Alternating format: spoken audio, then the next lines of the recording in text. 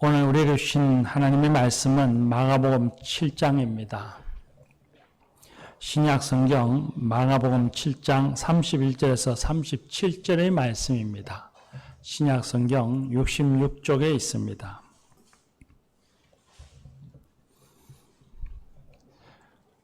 마가복음 7장 31절에서 37절의 말씀입니다.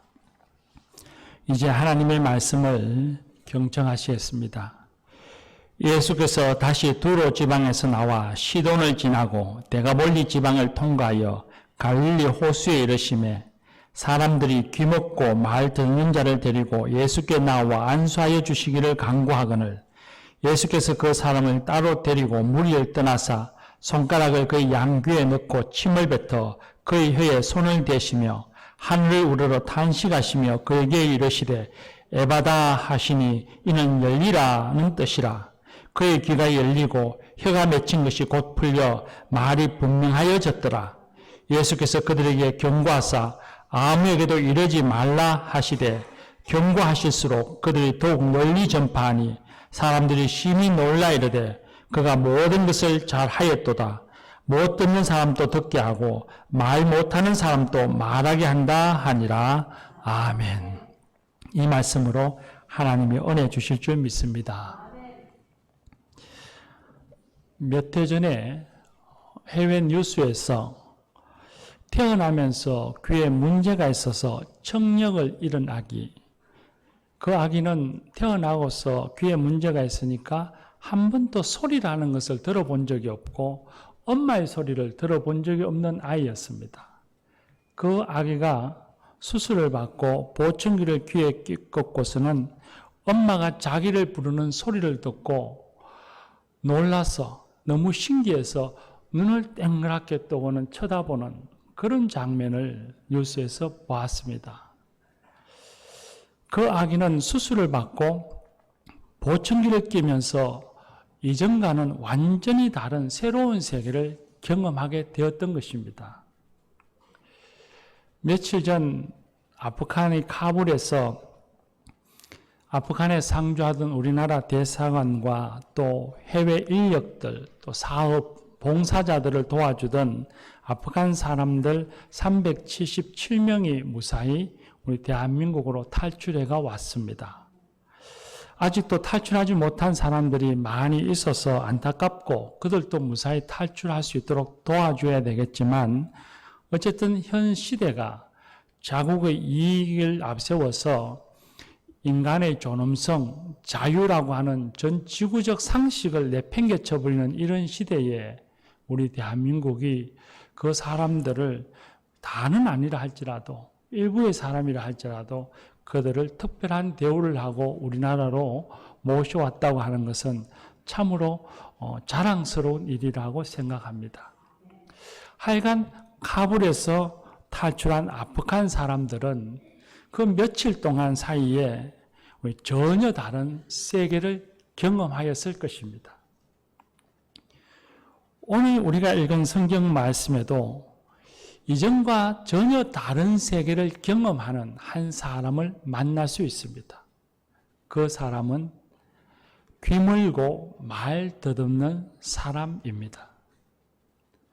귀가 멀어서 다른 사람의 말을 들을 수가 없고 말을 더듬어서 자신의 생각을 말로 표현할 수 없는 사람입니다. 요즘 말로 하면 농아인입니다. 단순히 육체적 질병을 가진 사람이구나, 장애를 가진 사람이구나 그렇게만 생각할 것이 아니라 우리가 마음을 열고 생각을 열어서 그 사람이 가진 고통을 한번 생각해 보십시오. 그리고 귀물고 말 더듬는 사람이 가지는 신앙적 의미, 성경이 우리에게 보여주시고자 하시는 신앙적 의미는 무엇일까를 한번 생각해 보십시오. 일본에서 지금 패럴림픽이 한창 열리고 있습니다. 우리나라가 메달 몇 개 땄는 줄 아십니까?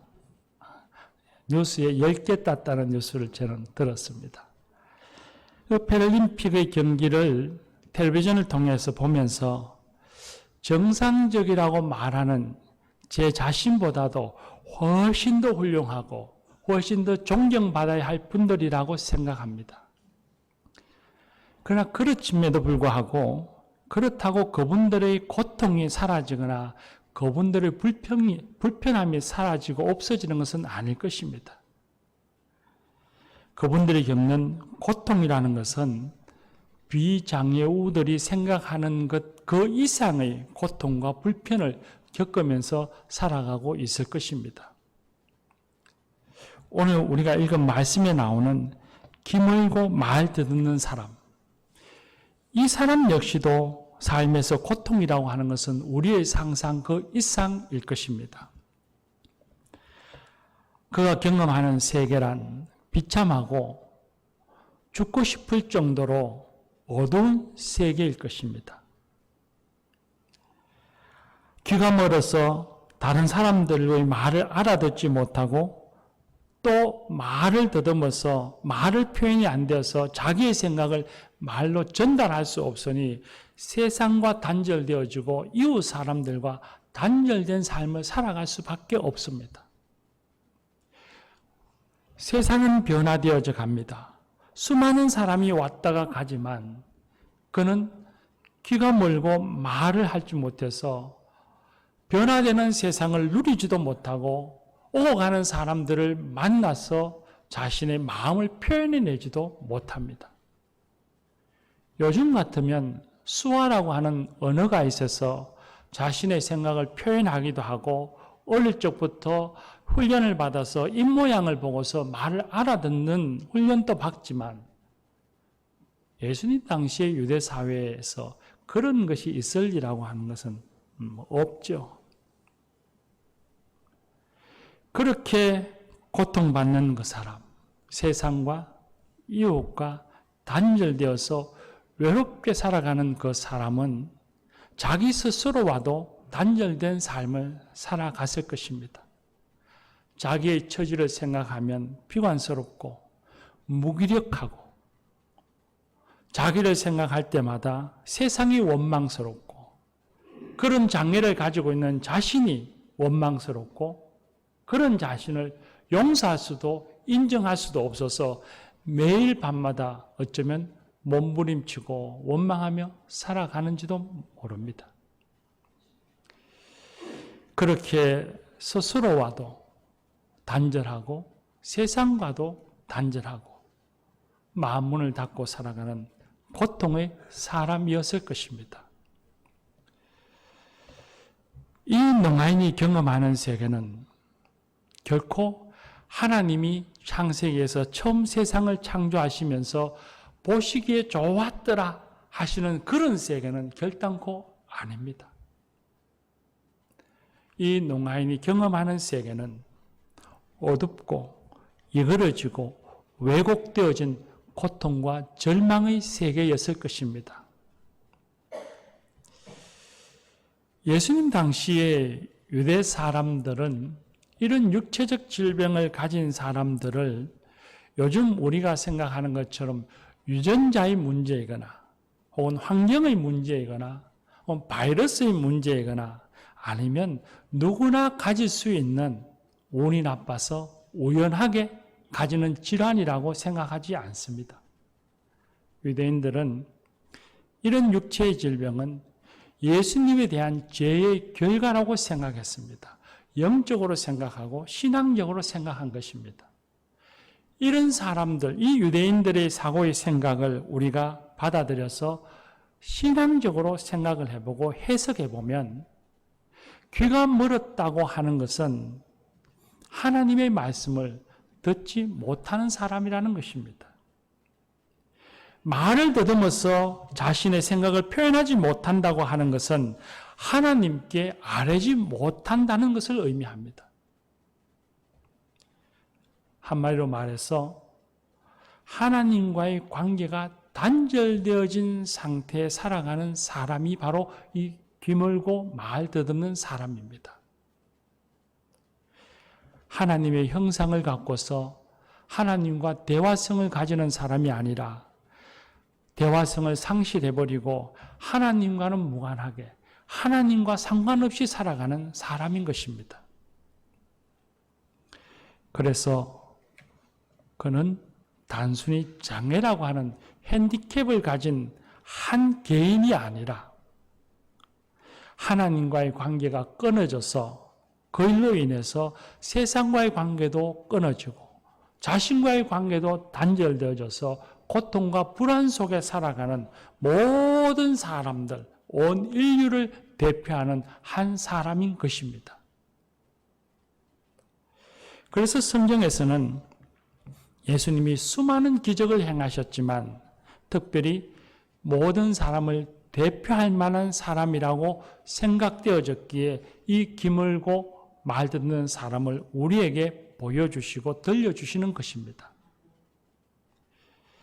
오늘 우리가 읽은 말씀 31절을 보면 예수님이 두로 지방에서부터 시돈을 거쳐 데가볼리 지방을 통과해서 다시 갈릴리로 돌아오셨다고 했습니다. 이 여행은 매우 긴 여행입니다. 학자들마다 차이가 있지만 어느 학자들은 예수님의 이 여행이 장장 6개월의 시간을 소요했을 것이라고 말하기도 합니다.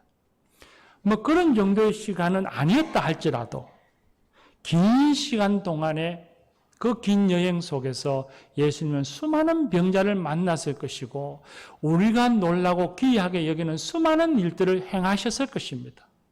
그럼에도 불구하고 그 많은 이야기들을 다 제쳐두고 마지막 여행의 종착지에서 만난 귀멀고 말 듣는 사람, 이 사람의 이야기를 우리에게 들려주신다는 것은 이 사람이 그저 장애라고 하는 핸디캡을 가진 한 사람이 아니라 우리 모든 사람들을 대표하는 개인이라고 생각했기 때문입니다.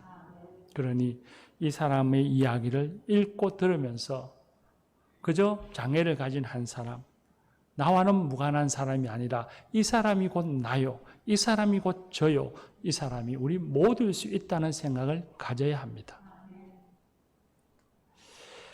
하나님과 단절되어 살아가는 이 사람이 어느 날 사람들에게 이끌려 예수님을 만났습니다.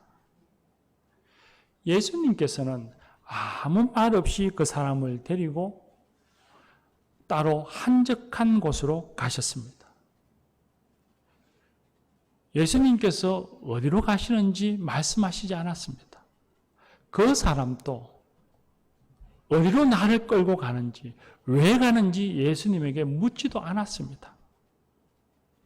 한적한 곳에 이르러서는 예수님께서 그의 양귀에 손가락을 넣고 침을 뱉어 그의 혀에 손을 대시면서 에바다, 하늘을 우러러 탄식하시면서 에바다, 열려라 기도하셨습니다. 탄식하셨다는 것은 그 사람의 그 질환의 고통을, 그가 겪는 그 비참한 삶을 아시고서 안타까워하시고 긍휼히 여기셨다는 뜻입니다. 그리고 하늘을 우러렀다는 것은 하나님께 기도했다는 것입니다. 에바다, 열려라 선언하시면서 하나님께 그의 안타까움을 기도하셨습니다. 그때에 그 사람의 귀가 열리고 혀가 풀려 말이 분명해졌습니다. 하나님과의 대화성이 회복되어지고 하나님과 대화하며 살아가는 존재가 되었습니다. 하나님의 말씀을 듣게 되었고 하나님의 말씀을 듣고서 자신의 생각을 하나님께 응답하고 아뢰는 수 있는 사람이 되었다는 것입니다. 고린도후서 5장 17절에 누구든지 그리스도 안에 있으면 새로운 피조물이라. 이전 것은 지나갔으니 보라 새 것이 되었도다 하실 때 그 새로운 피조물, 바로 새 사람이 되어진 것입니다. 그리고 난 후에 이 농아인은 어찌 되었을까요? 어떻게 살았을까요? 캄캄한 어둠의 세계에서 벗어나서 세상과 이웃들과 소통하며 살아가는 존재가 되었을 것입니다. 스스로를 더 이상 괴롭히지 않아도 되는 즐거운 삶을 살았을 것입니다. 자신을 비관하는 존재가 아니라 자신의 삶에 희망을 가지며 살아가는 존재가 되었을 것입니다.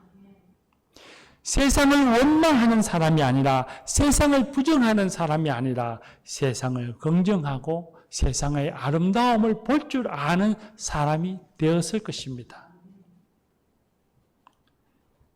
분명 이전과는 똑같은 세상 안에서 하루 세 끼의 밥을 먹고 일을 하고 잠을 자는 생활이었지만, 그는 하나님과의 대화성이 회복된 후에 그는 전혀 새로운 세계를 경험하게 되었습니다. 이전의 어둠과 고통의 세계에서 이제는 빛과 평안의 세계로 옮겨왔습니다. 그런 세계를 경험했습니다. 성경에서 예수님을 만났던 많은 사람들, 삭개오, 사마리아 여인, 바울 사도, 제자들, 그리고 성경에 나오질 않지만 우리가 알고 있는 많은 믿음의 선배들을 우리가 생각해 보면 우리는 충분히 미루어 짐작하고 알 수 있는 일입니다. 이 같은 감격과 기쁨이 누구 때문일까요? 바로 예수님 때문이었습니다. 예수님이 그에게 새로운 세계를 열어주셨습니다. 예수님을 통해서 그는 새로운 세계를 경험할 수 있었습니다. 예수님을 만나고 예수님이 이끄시는 대로 따라간 결과 세상의 찬란한 기술과 문명이 줄 수 없고 세상의 재화와 향락이 줄 수 없는 새로운 세계를 경험할 수 있었습니다. 영적 세계를 경험할 수 있었습니다. 그렇게 영적 세계를 경험하고 나서 그의 삶의 모든 것은 다 달라졌습니다. 예수님이 모든 것을 좋게 해 주셨습니다. 우리가 잘 아는 이혜령 교수는 자칭 무신론자였습니다. 그분은 강의할 때마다 달변가시죠. 근데 기독교는 인간 사회에서 생겨나는 문화의 한 종류라고 했습니다. 우리가 김치가 우리 사회의 한 문화인 것처럼 기독교도 그런 문화의 한 종류다. 그렇게 표현한 것입니다.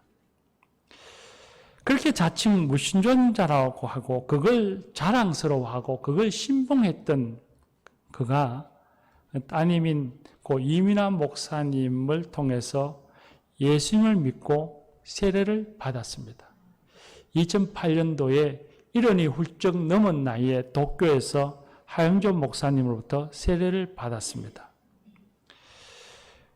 그는 예수님을 만나고 자신이 이전에 경험하며 살았던, 자신이 신봉하고 좋아했던 이성의 세계에서 벗어나서 영성의 세계를 경험하게 되었습니다. 그 경험이 너무 좋아서 그는 책의 제목을 지성에서 영성으로 라고 하는 제목을 달아서 자신이 경험한 일들을 간증했습니다. 그 책에 보면 그가 세례받은 후에 국민일보와 인터뷰한 기사가 거기에 실려 있습니다. 내용은 깁니다. 몇 페이지가 되는데 그 중에서 그 내용을 조금 간추려 읽어보면 영성을 어렴풋이 이해하게 되었습니다. 보이지 않는다고 없는 것은 아닙니다. 하늘과 접속하면 신앙의 세계를 내려받는 기적이 일어날 것 같았습니다. 그동안 예술가로서 저만의 우주를 갖고 있었는데 이제 새로운 우주를 걷겠지요. 세례받으면서 무릎을 꿇었습니다. 평생 누구에게도 무릎을 꿇어본 적이 없었습니다. 나중에 무릎 꿇고 기도하는 영상을 보니 충격적이었습니다. 죄수 같았습니다. 기쁨보다는 고통을 느꼈습니다. 아이가 태어나면서 왜 우는지 세례를 받으면서 비로소 알았습니다. 그리고 이혜령 교수는 세례받은 이후에 절필을 하거나 강연을 하지 않는 것은 아니었습니다. 여전히 글을 쓰고 강연을 하고 그리고 교회가 잘못된 모습을 보여주면 곧잘 비평하기도 합니다. 지금은 암으로 투병하면서도 글을 쓰고 있는 것으로 압니다. 그러나 예수님을 믿기 이전의 모습과는 완전히 새로운 세계에서 새로운 삶을 살고 있습니다. 이젠 생이 얼마 남지 않은 죽음을 목전에 두고서도 기쁨과 감사의 삶을 살고 있습니다. 부활의 희망을 갖고서 살아가고 있습니다. 며칠 전 지난번 교회에서 신앙생활했던 집사님 네 분이 찾아왔습니다. 참 오랜만이었습니다. 그렇게 얼굴을 마주 대해서 대화한 것이 아마 10년이 넘는 세월인 것 같습니다.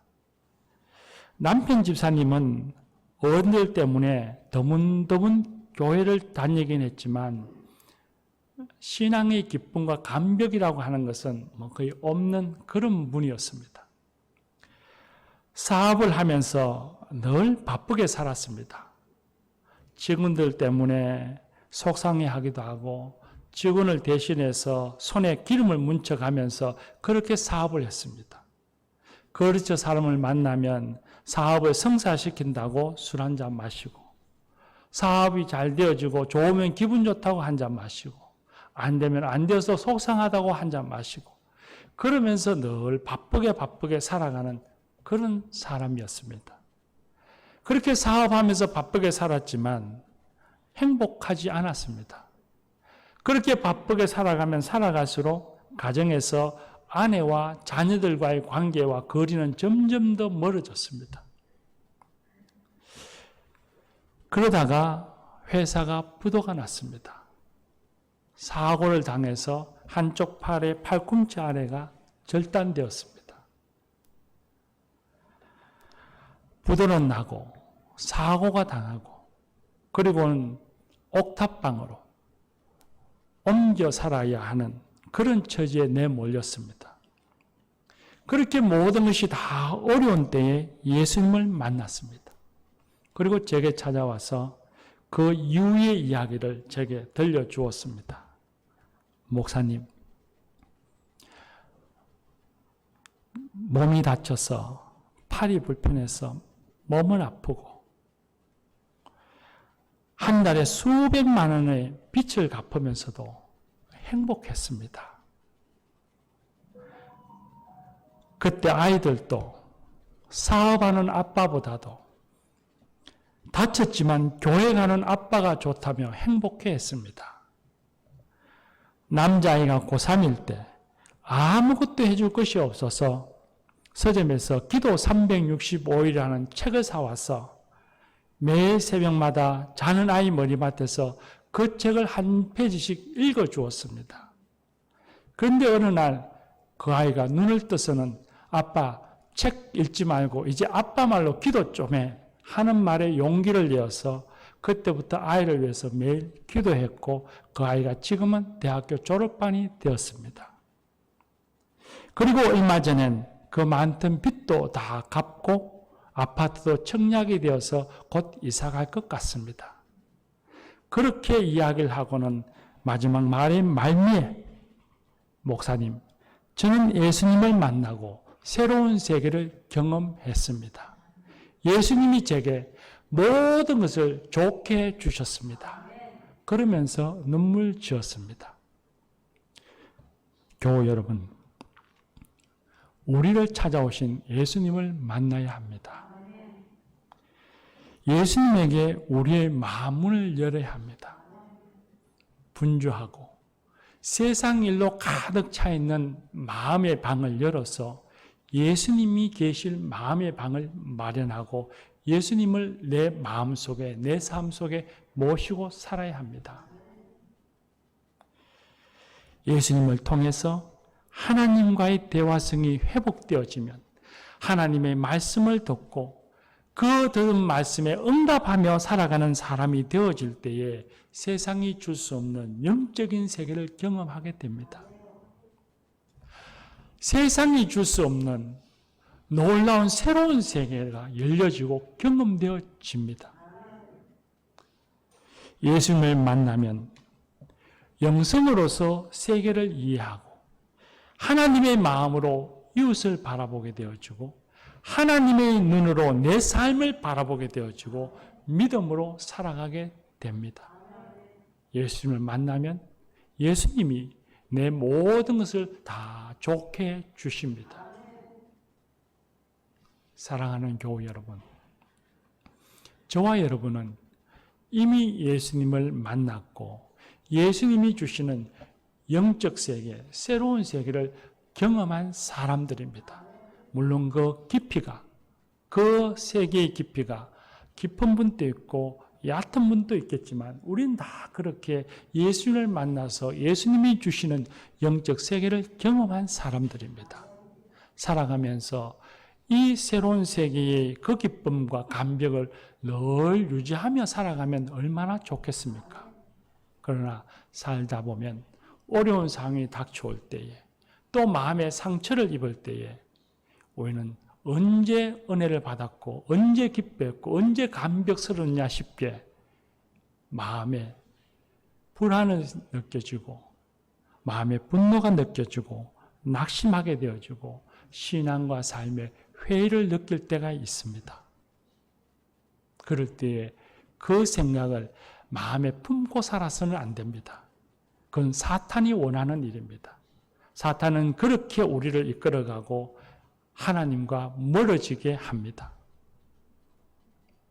그럴 때마다 그런 생각이 자신을 찾아올 때마다 우리를 향하신 사랑의 줄을 놓지 않으시고 계시는 하나님을 생각하고 예수님께 한 걸음 더 나아가야 합니다. 교우 여러분, 그런 생각이 찾아올 때에 예배의 자리로, 말씀과 기도의 자리로 한 걸음 더 나아가십시다. 그리고 예수님이 가르쳐 주신 실천의 자리, 이웃을 사랑하는 삶, 이웃에게 내가 받았던 그 새로운 세계의 놀라운 경험과 은혜들을 우리가 전하며 살아가십시다. 그럴 때에 우리는 내 삶에 찾아온 내 생각과 마음을 지배하기 위해서 찾아오는 모든 회의와 불안과 낙심들을 능히 이겨내고 하나님이 주시는 예수님을 통해서 하나님이 주시는 놀라운 영적 세계를 누리며 희망과 기쁨의 삶을 살아가게 될 것입니다. 기도합시다.